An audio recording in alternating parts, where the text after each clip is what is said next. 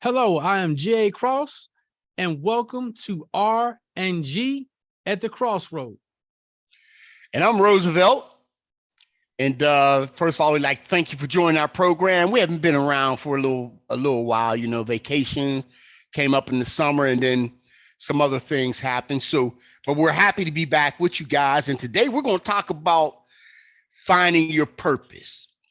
Absolutely. Today's episode, Gil, we're dedicating this episode to your brother, Mr. Robert Gillums, who had a career in the Air Force and had an extended career as a teacher, finding his purpose. So he was a dedicated gentleman, a dedicated teacher, and a dedicated member and influencer in the community. Absolutely, Gerald. And the community that Gerald's talking about, which is, you know, my brother's born and raised in Pittsburgh, Pennsylvania, and he's dedicated to his profession in Dallas, Texas. A Steeler fan. Of course, Gerald's a Cowboy fan. And I'm just going to throw this out there before we get into our discussion about purpose. This might take about another broadcast, Gerald. Okay. But I just want to share some things about my brother. He was like, he retired, decorated from the Air Force. And we just lost him a couple of weeks ago. Forgive me if I'm sounding off, you know, because that was my best friend, my only brother. But this dude gets out of the Air Force, goes to Texas, in Dallas, becomes a teacher. And when he said to me, because he has a degree in human resources, a master's degree in human resources, undergrad in business management, and he's like, man, I'm going to teaching. I'm like, what? Dude, are you serious? You can work for any Fortune 500. You're a decorated 24-year veteran in the Air Force. You can work for any company. Any Fortune 500 company makes stupid money. He told me, it's my calling to teach. Huh? What? It's my calling. He knew what his purpose was. Mm-hmm. And I'm gonna jump back. Of power. It's a lot of power in that. Bro. When a person finds that purpose, and just like you said, with our platform being about the decision, now, Gil, that was a powerful decision that he made in embracing his purpose. What you think? Bro, no doubt. I'm like, you've lost your mind. You could be making stupid money getting us rich. But I'm like, he says, Gil, it's my calling. And of course, when somebody says that to you with force, don't challenge me, shut up. When somebody brings that to you, what can you do? Yeah, he had that inspiration, and he had his conviction to do. Mm-hmm. He knew what his calling was, and he embraced it. And with his talent of being a teacher and finding his purpose in teaching children and delivering a message, but also being an outstanding member of the community, which is, you know, you being that beacon of light to people that need it, that example, you know, of being a dignified man, you know. Absolutely. That entire process, it took me some years. Yeah. It took me some years. I mean, I love my brother. I'm around him. I used to, you know, fly down. We've talked. I fly down to Texas, Dallas all the time, spend time with him, you know, 2-3 days. But the thing that really grabbed me, and I've been in all his classrooms, and his first classroom, he was teaching third graders, right? Mm-hmm. I flew down there, man, and he gives me a tour of the school as well as the classroom. Now, Gerald, you know that thing between the Steelers and the Cowboys, right? Well, it's serious business in Texas. Oh, that's serious stuff, right? Yeah. Yes, sir. I go into his classroom, and it's entirely Steeler themed. In Texas. In Dallas, Texas. Not just Texas. Well, I'm Dallas, just saying, Texas. all I'm gonna tell you is this: you just better be glad I didn't see that classroom, because I would have basically taken a picture of that, and I would have emailed Jerry Jones. And you know, and you could have had a real problem now, man. Bro, You know, listen, in my opinion, I didn't think it would have been necessary for Jerry Jones to get the message. I thought them third graders was going jumping. When he takes hey, that right there, hey, that with having a crew like that, that was already dangerous enough for him. So, but bro, he survived it. So, man, yeah. not only did he survive it, like when he first took me on a tour of his classroom, and it's like black and gold, Stiller theme. Man, I took my forehead to his forehead, the back of my hand to his forehead. I'm like, do you know where you're at? What, are you lost your mind? What, are you crazy?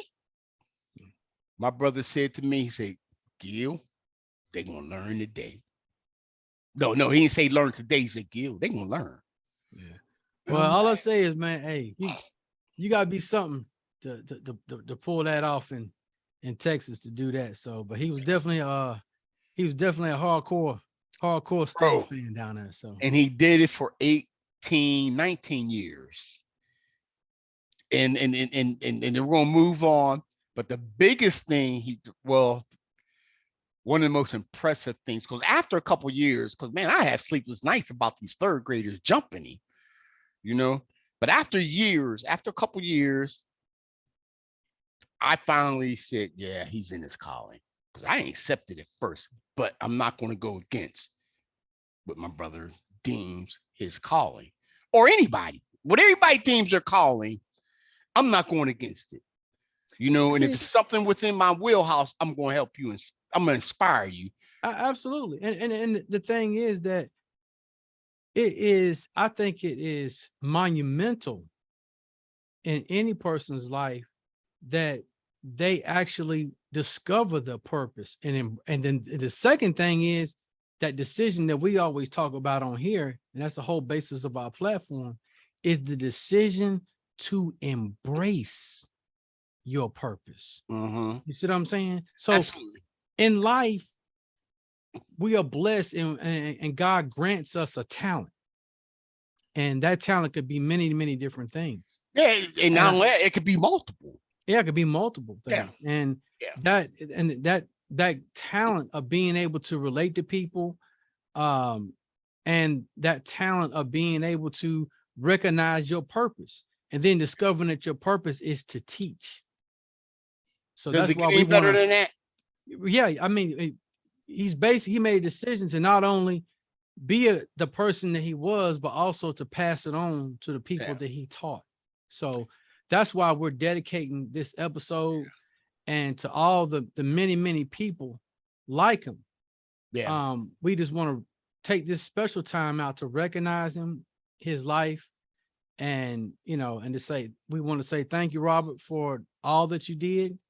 And your brother's right here to testify your life and to celebrate your life.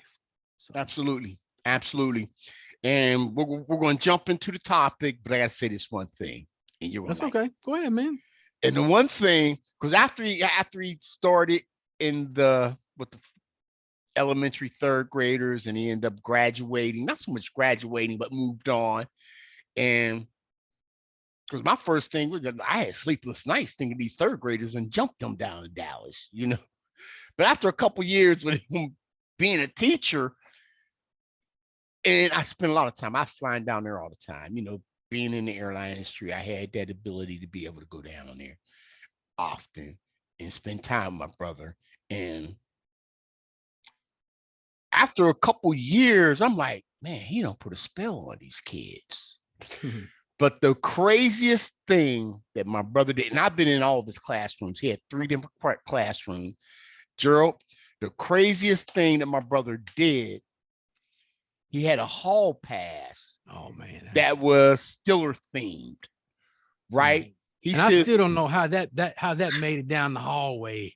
I'm still, man, that's rough right there. It never did. My brother said, Gil, they never, when they're in my class, they never go to the restroom because they wouldn't be caught dead with this hall pass. So that being said, and we're going to get into our programming.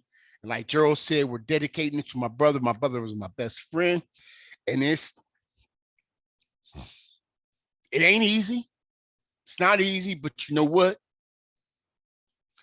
I'm very grateful because my brother was that dude that he just like, when he knew what he wanted, he was a great father, great husband. And actually, he was buried in a Stiller casket. When my sister-in-law said it's going to be Stiller thing. Now, I'm a Stiller fan. I ain't no fan like he is. He die hard. He don't care. Stiller flag in front of his house. Everything's black and gold. Got buried in black and gold casket. And then, of course, he got honored by the Air Force. He had an honor guard and everything. And it was like, this dude, he received, I think we all get many nuggets. I don't think we just get one. In God's infinite wisdom, because we gonna F them up. I done F the whole lot of them up. Because we're all looking for what our purpose is in life. And with that moment in time, and of course I had the opportunity to speak on my brother's behalf. In that moment in time, I said, man, everything God put in him, he got out of him. Now, Gerald, I'd rather my brother had this pain over me being gone. I would rather, I would rather him be able to handle this pain that I'm dealing with. But there's a reason, there's a purpose in this. Because nobody in my family, none of my siblings, he's the first child to go. And out of 6 of us, man, him and I are in the middle. And there's 2 girls on the outside. Well, the 4th girl is my niece, who was born, she's like the 6th child, But there's actually 5 of us. But man, it's such an honor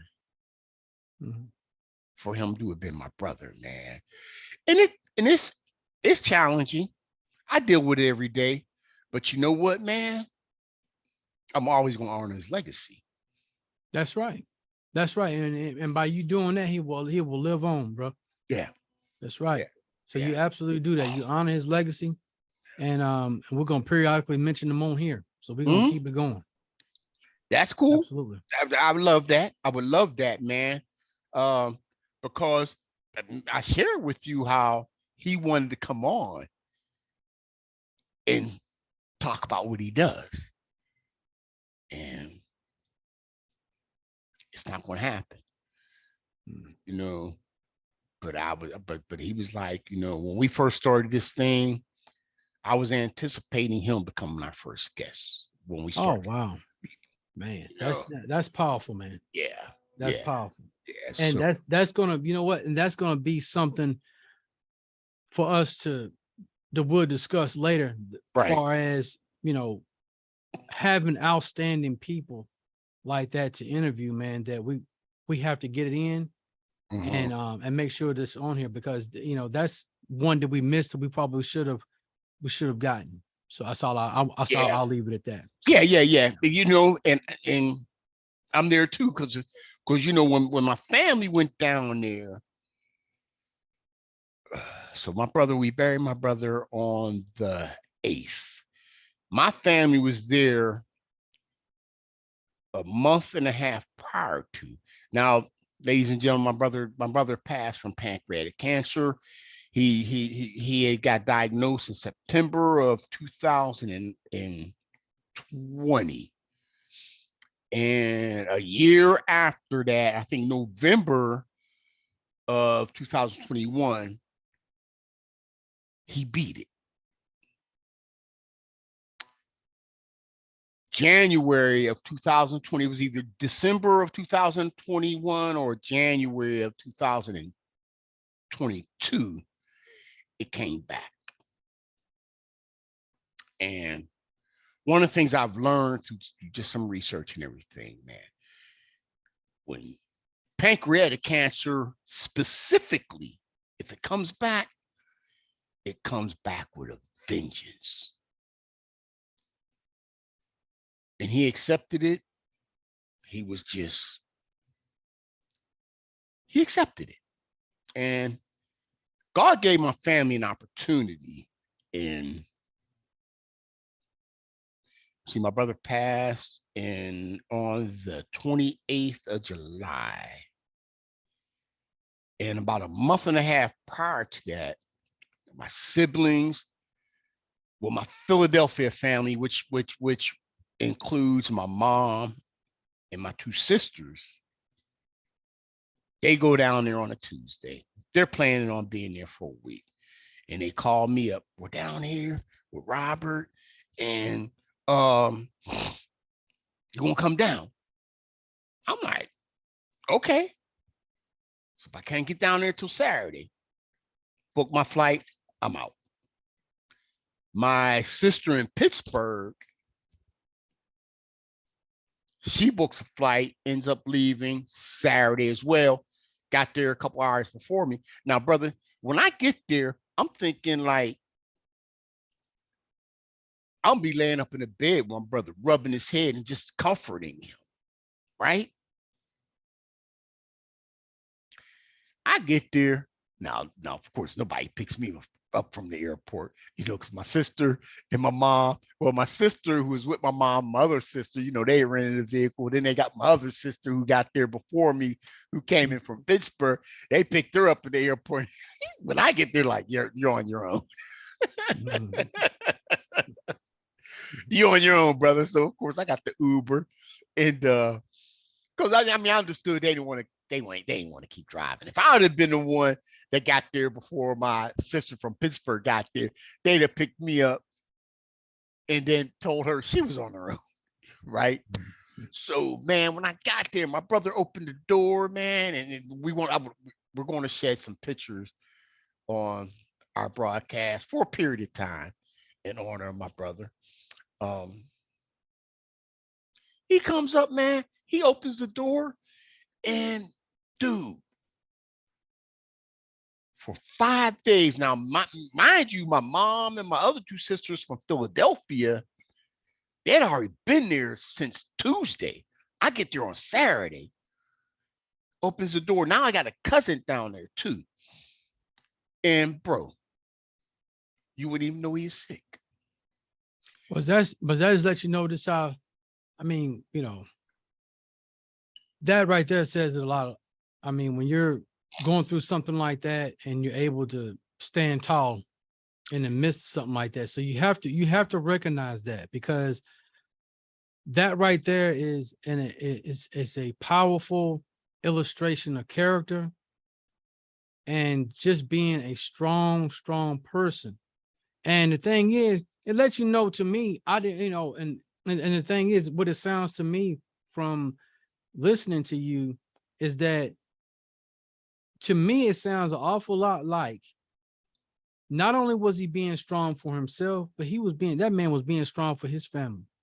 Because what he did was, by him standing tall and being strong in the midst of that, he was able to ward off some of the pain that you all would have felt in seeing him in a sickly manner. Yeah. You understand what I'm saying? So yeah. you really had to understand that dynamic, and you really get a full view of this gentleman's character, as a person, because a lot of people don't have that. They will kind of wallow around and whatever's going on with them, and they don't really think outside of themselves. Like Zig Ziglar says in his book, See Your Talk, Wondering Generalities. A lot of us are wondering generalities. Yeah.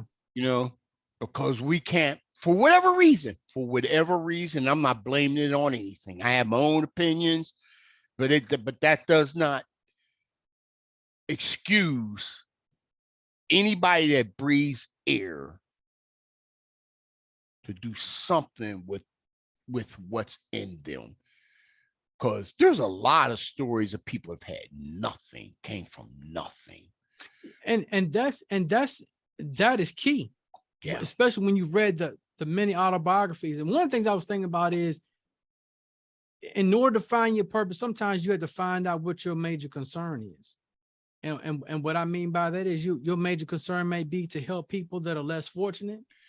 Your major concern may be, I wouldn't call it major concern, but I feel you. Yeah. That's yeah. No, Man, I'm saying it's a way. You hit the nail on the head. It's a way, right? But it shouldn't be a concern. No, what I'm saying is, it is a way for you to find your purpose. Right. You understand what I'm saying? Right. So I'm not saying that it's purpose equals concern. What I'm saying is sometimes that's the way, that's the pathway to lead you to it. Yeah. Because it could be something that you could be concerned about. You might say, hey, I've seen people that are less fortunate. Maybe they've been, have gotten the short end and have signed a bad mortgage. So your purpose, because you got a talent for numbers and so on and so forth, you got a certifications, but then you feel like your purpose is to help these people to refi, to help them to get a better interest rate, or so on and so forth. So whatever, sometimes it can begin with your biggest and greatest concern to help you to find and to discover what your purpose is sometimes. So and with that being said, because we're going to continue this, because this is going to be a two-part, because I mean you hit something on the head, man. And finding your purpose can be complex depending on how you look at life. Or it can be real simple, just paying attention to your experiences. Because I totally believe that some people get it right now. Some of us got to go through stuff. Yeah. But no, keep going, because I want you to finish. Yeah, because that's one of the things when I'm speaking on my brother's behalf, man, we're total opposites. But we're best friends. He's a straight arrow. I'm a crooked arrow. His arrow is gonna hit the point. By the time my arrow gets to my mark, bro, it done lost velocity. So it might not stick when it hits. I'm gonna eventually get there, and I didn't say crooked arrow. I said, there's some bends in my arrow. It ain't straight. But this is one thing I've learned, and I'm continuously learning. And I've learned this while I was on the road of learning this before I lost my brother, is that I believe in an infinite energy, which I call God. Everybody don't call it God, but I believe in an infinite energy. There's a reason things happen timely in nature. And I think we're the biggest part of nature. There's a reason why I'm still here, and I should be dead. Well, it's a thing. Once you discover that reason that you're here, and the thing is, you have to be willing to embrace it. Absolutely. You have to make a decision to move on it. So that's the thing. A lot of people know what their purpose is, but a lot of times throughout life, we get sidetracked by secondary activity or procrastination. We just never ever getting around to embracing it. Or we have a great talent, but then we just don't never get around to developing that talent, or presenting it in such a fashion in your life where you say, hey, I got this great talent. So I feel like I don't have to go to work again. Why don't I develop a business around my talent? You see what I'm saying? So why not do that? So that way I can begin to improve my lifestyle. Like Jim Rohn would say, it's all about lifestyle, and getting yourself into that position to where not only are you influencing others, but you also have captivated your lifestyle and improved. Which should be number one. Yeah, you It have should to be number one. Yeah, because you have to get yourself together first before you can do anything with anybody else. Yeah. You know? Yeah. And just to encapsulate on what you were saying, at the end of the day, because a lot of times, which have also been part of our programming on our different subjects, is at the end of the day, you got to get the noise out of you. You got to shut down that television. You got to shut down that music. If you have a purpose, if you have a dream, if you ain't got a dream and you just okay with your life, hey, do you. Yeah. But if something is in you saying, I could do better than this. And that's the thing. That's powerful, because see, the thing is, in my humble opinion, I think we should all be the gatekeeper of our consciousness. Absolutely. I think that's important, because by being that gatekeeper, that means that you're regulating what comes in to your consciousness. Yeah. And you have to be the gatekeeper. You cannot just leave that door open and invite everything in, because in finding your purpose, when you allow these things to come into your consciousness, you have to find something that's strong enough, that's not just strong, but strong enough to cause you to act, for you to actually do something, to get involved. And I think once you discover that, if you got something that's you discover that purpose and it causes you to act, I think you really own to something. You're onto something. Yeah. You're onto something. Because your purpose could be multifaceted. It can be. And it can be connected to many things. Like the situation with your brother. He found his purpose and it caused him to act. He took action. You know, and at that moment, his purpose became his family, his wife, his daughter, even though as much as he loved his brothers, sisters, and his mothers. His purpose, when he decided, I'm going into teaching. And I'm like, yo, dude, I need you to go to a Fortune 500 company so we could get rich. Yeah. You know, I mean, that was my mindset, because I've all my life, okay, I'm done. I'm tired of it. Hey, great job. Got a good education. But see, I'm not like my brother. You know, but think about how it's for a person to do what he does. Because the thing is, sometimes we have to live our life and pursue our destiny, because I think that it all begins with you just having the audacity to believe in yourself first before anybody else does.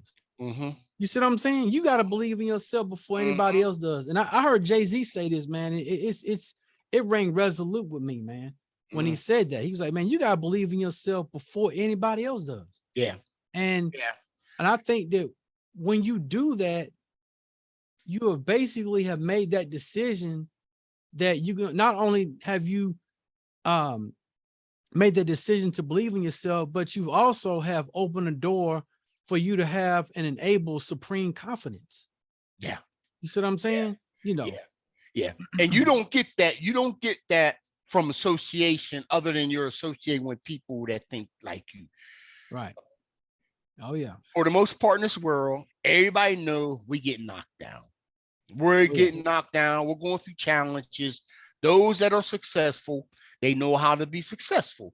They surround themselves with people that are successful, which at the same time, finding your purpose is really what puts the pieces of the puzzle together to where you have that smooth transition.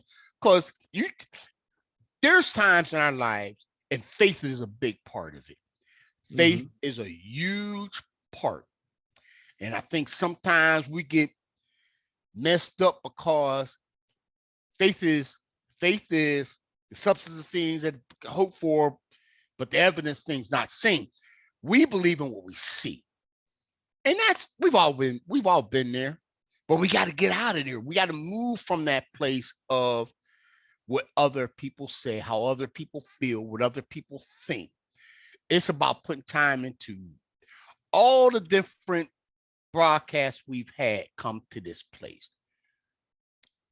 Learn, read, shut people out. But that too, and also not to live within the consciousness of others and be free. Absolutely. Don't live within the consciousness of others, because it's very easy for other people to project their limitations on you And influence you. And right. Influence them with those projections. Yeah, a lot of times they can project their limitations or their failures on you because they weren't able to do it. Then they want to look at you and say, oh, well, it's no way you can do it either. But that's not true. Yeah, that's not true. So you have to be the gatekeeper of that. And sometimes you just got to say, hey, wait a minute now. You got to say stop. Yeah. And you have to stand up for yourself and say, look, hey, hold it right there now.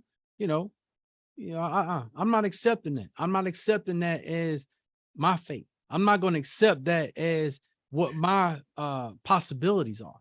So I don't need anybody to hand me a list of what my possibilities are. And what you saying that when you say you got to be the controller of your faith, I'm gonna tell you what hit my spirit. Not only do you have to be the controller of your fate, you have to be the director that affects other people. I've been there, yeah. Afraid to say no to people. But see, today, that's not my story. Oh, yeah. I spent enough time in my life trying to please other people with their illicit freaking attitudes, the thought processes that just didn't fit in my world, just so because we've been friends. That's not in my life. That's not in my world anymore. And the thing is, too, hey, sometimes in this life, if you're gonna be a real friend, sometimes you got to tell them the truth that they don't want to hear. So everybody, we got to understand that. Please, we want you all to continue to be successful in what you're doing. And today, we use Robert Gillums as a shining example of absolutely what you can be, far as discovering that purpose. So, so please join us for the. We're gonna do another episode on discovering purpose as well. And please check us out on Facebook and Instagram and rgthecrossroad.com. So we thank you for joining in with us. And Roosevelt, close us on out there. Absolutely. Brother. Just remember, the choice is always yours. So don't get stuck in the crossroad. We all have a crossroad in our life every day. And are you going to keep straight, hoping that things will change? Or are you going to make that turn? One way or another, life is going to continue. We're always at a crossroad every day. And Gerald and our purpose is to bring a community of people together on this platform and our other platforms where we can distribute out, ideas, gifts, however we can help one another into our own personal neighborhoods, communities, or whatever. So, Gerald, let them know where they can get us at. Oh, yeah. Just please join us at Instagram, RNG The Crossroad,